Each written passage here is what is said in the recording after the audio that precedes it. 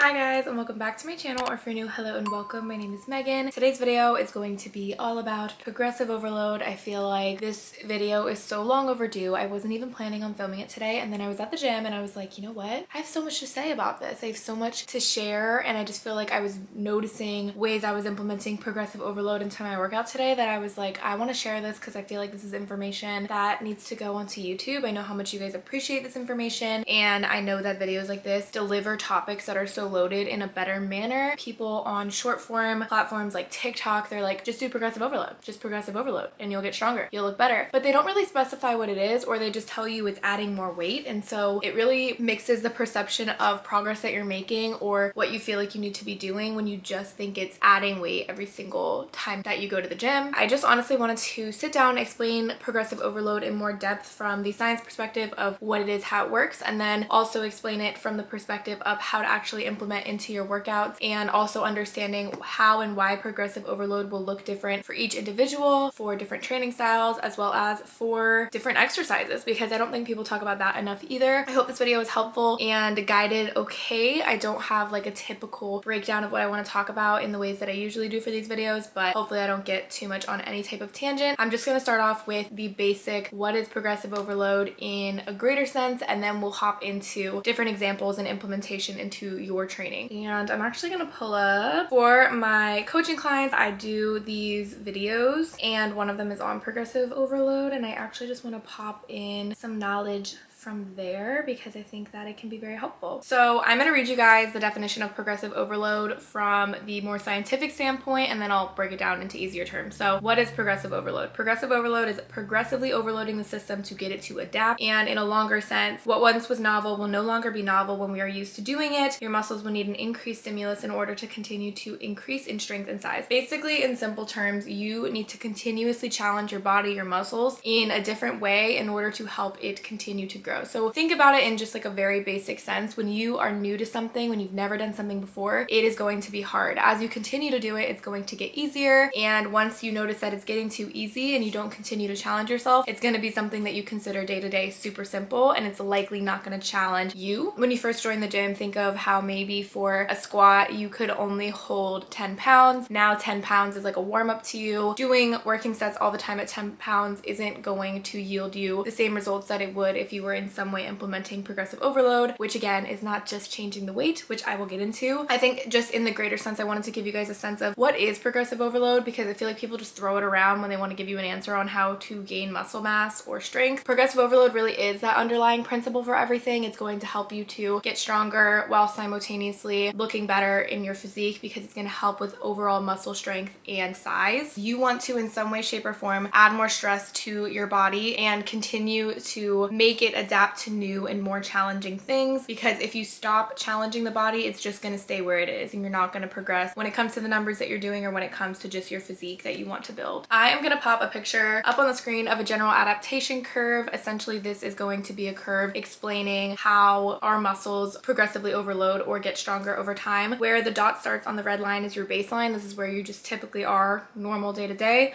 As you exercise, you're actually going to go below, because obviously you're putting a stress on the muscles. And then in that recovery phase, if you're doing everything right in your recovery, you're taking enough time, you're getting enough protein, getting enough food, you're going to actually go above your baseline. You're going to adapt higher because you had a higher stimulus on the muscle. That's where you want to be. So each session, you want it to end up looking like this, which is a progressive overload curve, which means over time, you're going to continue to increase your adaptations to something that is a stressor. And if you don't know, every single time that you train, your muscles are going to have micro tears. Does not mean you're like tearing your ACL when you work out, but it just means that you're going to have micro tears in your muscles, and what you need to do to recover is properly rest. So don't have back-to-back leg days and think that your muscles had enough time to recover and grow. That's why you need to space things out properly and ensure that you're also eating enough to make those gains, as well as eating enough protein, because proteins are the amino acid building blocks to increase your muscle mass and size. That's kind of like a breakdown of why you have to to wait a little bit to see the results is because over time, if you're properly doing that, you're going to slowly see those muscular gains. But in regards to just performance, that's what these graphs are for. So where you start at your baseline, if you're slowly trying to increase it by in any way making something more challenging, it's going to increase your adaptation curve or your progressive overload curve. Detraining is going to mean when you're not continuing to challenge yourself anymore, or if you just stop continuously challenging yourself, you can actually detrain and just go back to your baseline. In basic terms, think of it as in some way, shape, or form in the gym, you want to make something harder for yourself and you want to see a way for you to progress instead of doing the same thing every single time, because that's where you're going to stall, is when you're not adding any challenge, because naturally as humans, we're going to adapt. Things are going to get easier if we continue to do them, which is great if you're consistent. It's just more trying to add more challenge if you're really trying to see certain results. And now that the overview portion is out of the way, I just want to talk to you guys about the different ways to obviously progressively overload. I feel like the only one that is talked about is increasing the weight, which obviously is a big one and is a really important one. You obviously want to try to increase the weight that you're doing, as increasing the weight is going to lead to higher strength, which is a lot of people's goals, or increasing the weight obviously is going to help with size of muscle mass. So I'm not saying that you shouldn't be aiming to increase the weight. I'm just saying that sometimes it's impractical to think that you could do that every single week. If we could increase the weight every single week, we would see people leg pressing like thousands of pounds. That's just unrealistic. At some point, you're going to hit stalling points, and there has to be other ways that you can progressively overload other than increasing the weight every week. And what I'll talk about more later is that there are just some exercises where increasing the weight every single week or even every single month is impractical. We're just going to go into the different ways that you can progressively overload in your workouts than just changing the weight. So the first thing is manipulation of reps and sets. That is going to vary. I think the biggest question I'll get all the time is, how do you know? And I think it's hard to answer that without knowing you, your goals, what weights you're using, what exercise you're doing. It's just super hard. But I think just as a general rule of thumb, if you can in any way make something harder, do more reps, do more sets, do less reps at a higher weight, whatever it may be, manipulating that to make something more challenging is going to be key. So I guess for an example, let's say that you typically every single leg day go in and you squat a 3x4 for 135 pounds. Maybe next week, instead of changing the weight, you might not be ready to bump up to 145, 155 pounds, but instead do 135 pounds for 3 sets of 5 to 6, or do 135 pounds for higher sets of 4 reps. So there's different ways to kind of accumulate and add more volume. Training volume being how many reps and sets you're doing multiplied by each other is your volume. You can increase your volume without necessarily increasing the weight and still see gains, because when you think about it, a higher volume, more muscular endurance, more times practicing the movement pattern with that weight, and you're just going to see likely more gains over time if you're able to do it for more. And again, sometimes people just aren't ready to increase weight. Something like a 10-pound jump can be a lot, especially in something like a bench press, where maybe the way to gain strength is going to take a lot more time than something maybe like a squat or a deadlift. So just keep that in mind. But that's going to be it for reps and sets. I feel like that's a pretty standard, obvious thing, but I just wanted to put that one out the way first. The next thing is going to be effort intensity. So the intensity in which you train. And this is going to include all types of things that I feel like people don't see as progressive overload, but it really is. So drop sets, supersets, training to failure, so as many reps as possible, and just manipulation of working on and off and how you're doing that. So I'll explain everything in detail, but I just want to start by saying I think that this is a really good place to start, especially for a lot of your movements that are not your key movements in a day. This is where I was noticing it today, where I was like, okay, this is a lot of ways that I'm making these things that typically wouldn't be as difficult more difficult. The first thing I would say would be drop sets. Drop sets are when you're doing a higher weight and then you continue to do that same exercise, but you're going to drop the weight and do a lower weight or go body weight. I typically do drop sets and just go body weight. So some examples of exercises where I do this that you guys have probably seen in my week of workouts would be back extensions. I'll do like 10 reps weighted, drop the weight, and go into 5 reps slow controlled body weight. That way you're still getting emphasis on those muscles, but if you maybe weren't able to get 15 reps out with the weight, you're still getting reps in. You're just doing it at a different rate. And I just think it's a good way to mix things up and add more challenge rather than just stopping where it's comfortable still. Another example that I did today was goblet squats. So I would hold a weight with the goblet squats squats for 10 reps, drop it, and then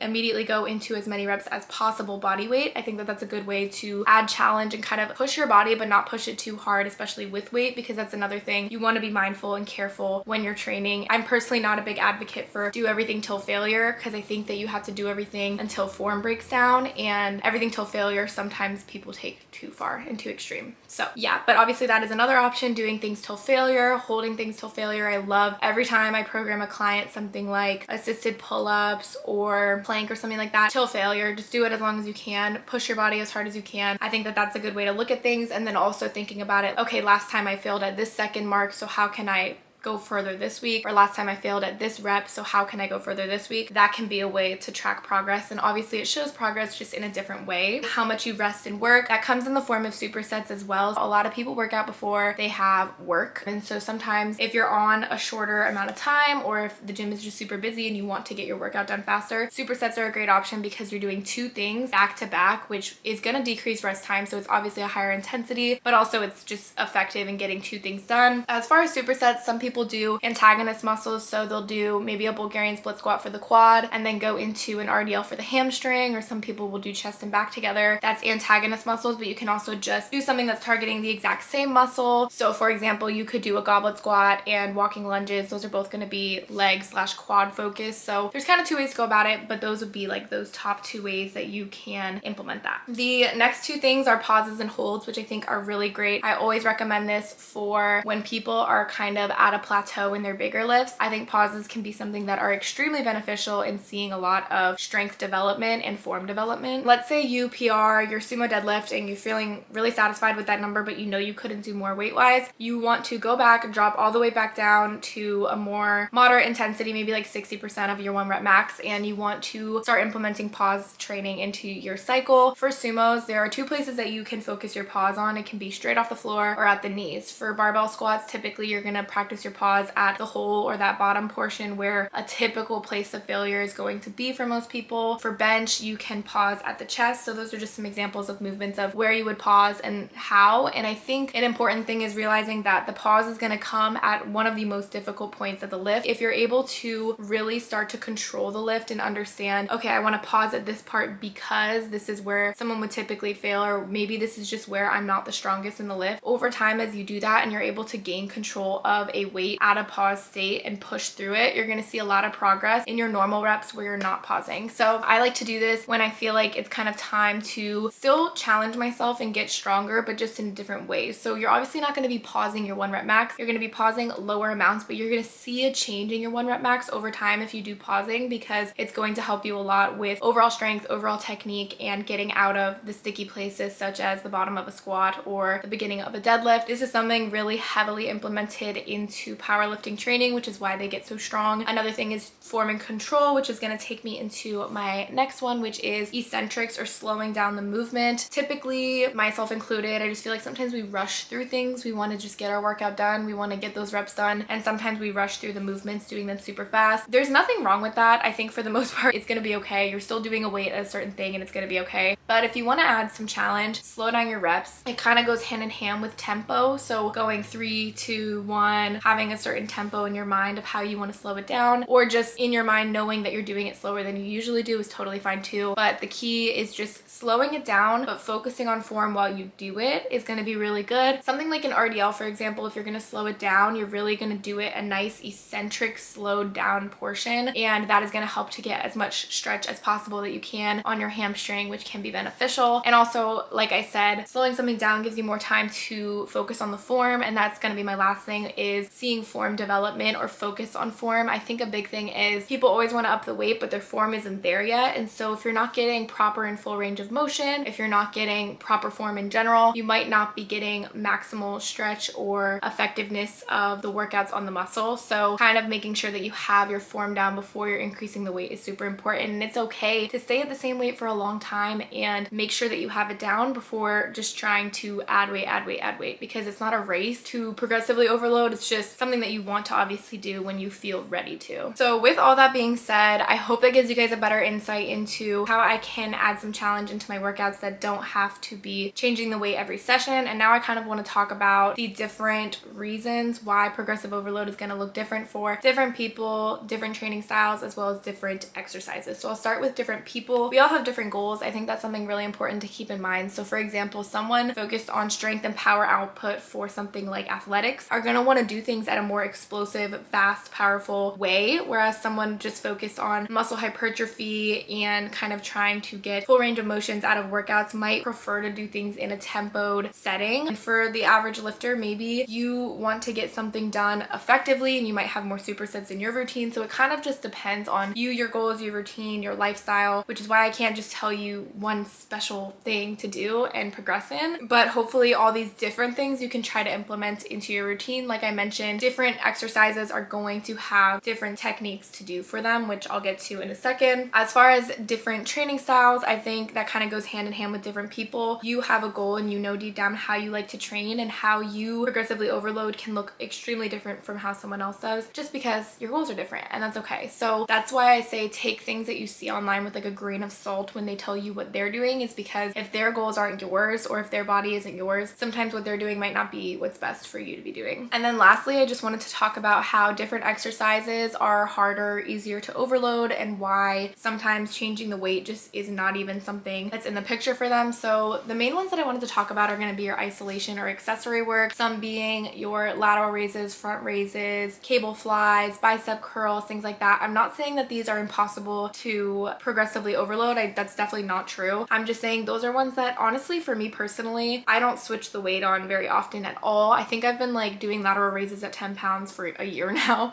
and I'm okay with that because I'm still seeing shoulder development. I'm just doing progressive overload for those differently. For me, my upper body is just something that takes a lot more time to strengthen. I know that if I were to increase my lateral raises from 10 to 12 and a half to 15 pounds, my form would break down 100%. So I think the better way that I go about it is by implementing different ways of progressive overload. So examples being super high reps, I'll go AMRAP, I'll go supersetting lateral to front raise, I'll do isolation work, maybe a cable lateral raise with a pause. There's a lot of different ways to make something harder without changing the weight, because in some exercises it's really just not feasible. Isolation work being my main one that I wanted to talk about, but obviously it's gonna be a little bit easier to slowly increase the weight on something like a compound movement because it's recruiting your full body and you're likely going to be able to lift or pull or whatever that load. But I just wanted to say that because I get a lot of DMs of people being like, I haven't increased this weight in such a long time, I don't feel like I'm making progress, or I want to make progress but I haven't, you know, been able to increase this. That's okay. Some things aren't meant to be able to do such a high amount at. You don't see people 1 rep maxing cable curls or bicep curls, and you don't see people adding 5 pounds to their curls every week. If they did, someone would be curling thousands of pounds, like I said. So that is just one last consideration that I wanted to put in there, just so you guys know. So just go at your own pace, do what feels right, but these are just different ways that you can progressive overload that does not include the weight, but obviously the weight is one. And a rule of thumb that I like to give people for mostly like your non-compound work is, if you're doing something at a 3x8 and it feels like you're comfortable and you don't want to change the weight yet, bump it up to a 3x10. If you can do that comfortably, bump it up to a 3x12. If you can do that comfortably, bump it back down to a 3x8 and increase the weight, because that means you're ready. I think a big thing is being able to gauge, could I have done 1 to 2 more? If you're continuously able to do 1 to 2 more with proper form and it's not too difficult yet, then that is an indicator of like, okay, I'm ready to go up in weight. So that's kind of how I would gauge those movements and how to progress those. For your compound movements, like I mentioned, it really is just going to depend on you, your goals, and how each thing is looking. RPE is a big thing with those, so I don't want to just tell you a rule of thumb for that. Hopefully this was helpful and gave you guys a little bit more insight into progressive overload as a whole. Just remember, it is slow adaptations to make sure that your muscles are constantly being challenged to grow. And I just, again, like to think about it in a general sense of life. When we try something new, it's going to be hard. As we continue to do it, it's going to get easier. So in order to continue to get better at something, you have to keep challenging yourself in some way. Comment down below if you guys have any questions. I definitely didn't pre-plan this video like I usually do. So if there's anything I missed, I'm sure there might be something. Comment down below, or if you have just like your own personal question that you don't want to comment, just DM me on Instagram and I will get back to you. But yeah, that's going to be it for this video. Thank you guys so much for watching, and I will see you guys in my next one. And I promise, I see your request for a squat video. Slowly gonna get that ready to go. I just have to find the time to film like the clips and everything, but I see your request for that, so that will be coming next. But thank you guys so much for watching, and I'll see you guys in the next video. Bye.